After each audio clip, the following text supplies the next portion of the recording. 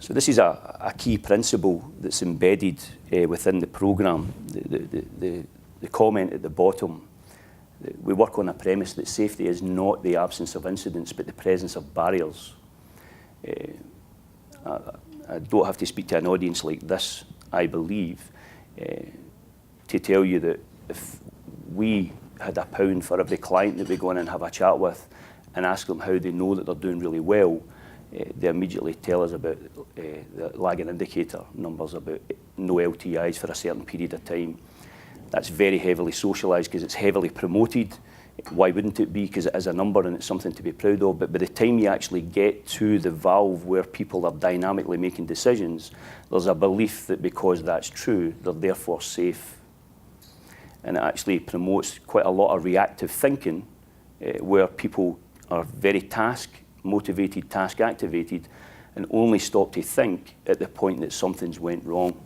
And so we're actually working at quite a low maturity level when we start to behave in that manner. If you actually start to get people thinking about that it's the presence of barriers, then by definition, you then move people up to a proactive way of thinking. Firstly, you need to know what the barriers are before you even start the conversation. So you need to become more informed, and then you need to be able to mobilise and motivate behaviours that have people make sure that those barriers are present.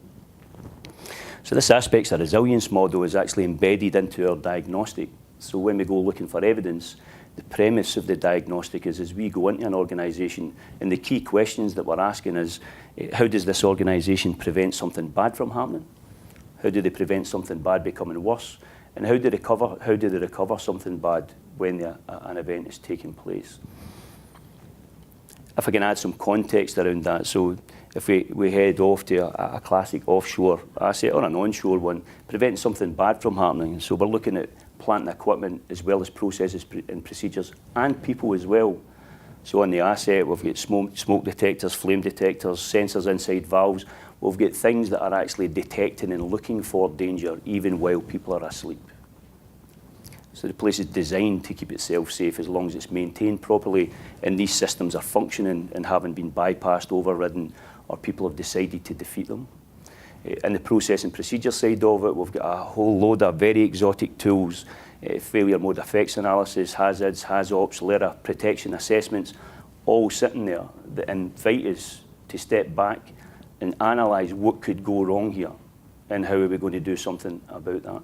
And then in the people side of it, we would like to think, and it's the space that we're occupying, that we've got people trained and functioning at a level that they're operating under what's known now as chronic unease as they're mobilising within the environment. It helps them think in a particular way. I'll come back to that in a moment. So we've actually got that in play. So we're looking at physical barriers, procedural barriers, and behavioural barriers. Then we drop down into the how do you prevent something bad becoming worse?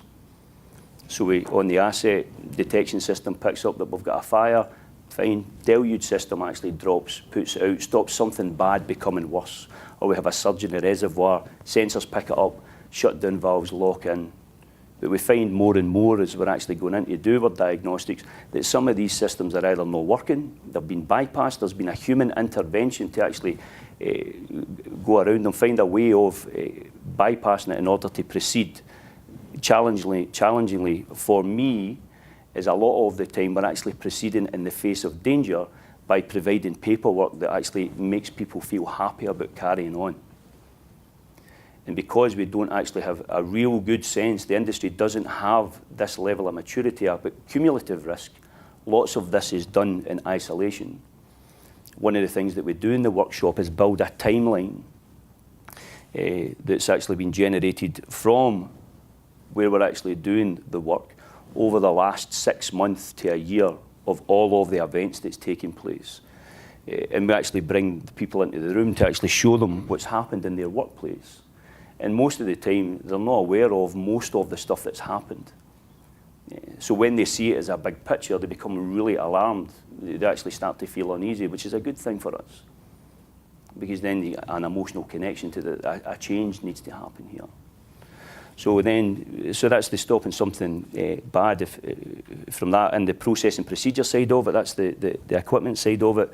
We've actually got very good tools dynamic risk assessment tools, tools that actually, management of change tools, where again, during the diagnostic phase, we find that people feel and respond to these tools as if they're things that actually get in the way of stopping them getting to work.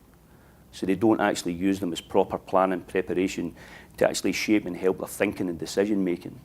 And what's classed as one of the most hazardous environments on the planet. And then the people side of it, preventing something bad becoming worse, we like to think that we've got an active intervention culture. So people as change agents, you see something that's not right, you step up, you do something about it. But again, in the diagnostics that we've ran, most intervention takes place as a consequence of authority. And it's not active at a peer-to-peer level. Again, how do we influence that space? And then the bottom level, recovering something bad.